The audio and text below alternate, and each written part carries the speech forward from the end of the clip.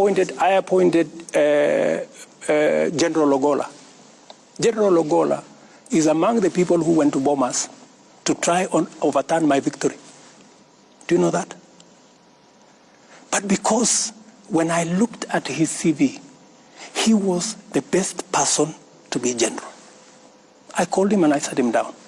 I told him, my friend, you went to Bomas to try and overturn my victory. But because you are the best person to be general, I'm going to give you the job. That is how it works with me. That's why I told you, if a person has the qualification, if he is the best for the job, I will give him the job. But that is the military. There's a code of conduct for the military and how politics works in Kenya, Mr. President. Let me tell you, my friend, I had the opportunity. I could have appointed anybody.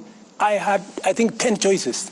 I didn't have to. You know, there are people who say, oh, you know, William Ruto appointed Ogolla because he was the deputy CDF. That's not the case. I made the decision consciously. And I made the decision against the advice of many people. Many people told me, you should not give this, you should not reward this kind of behavior. Okay. But, you know, I also must be sensitive. What exercised my mind?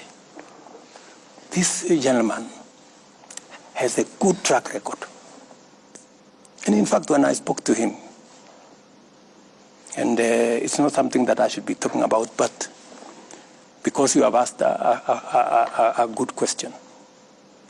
What exercised my mind is, this gentleman, yes, he may have made a mistake. Maybe because the commander-in-chief that time told him what to do. Maybe he... And when I talked to him, he told me, I have no defense.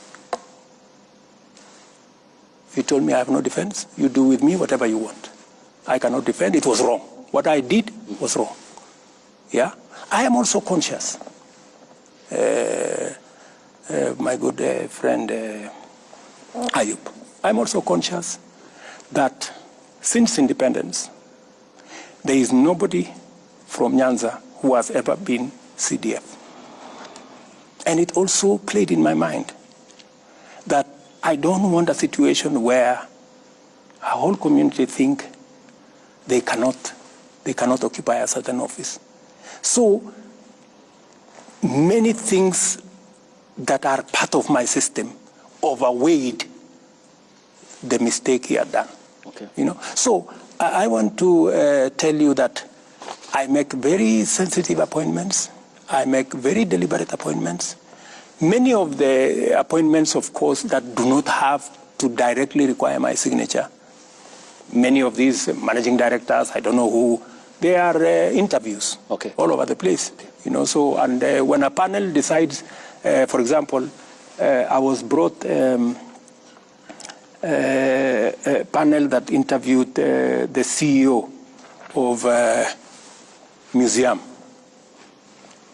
And just by coincidence, you know, the person who became #1 was my classmate.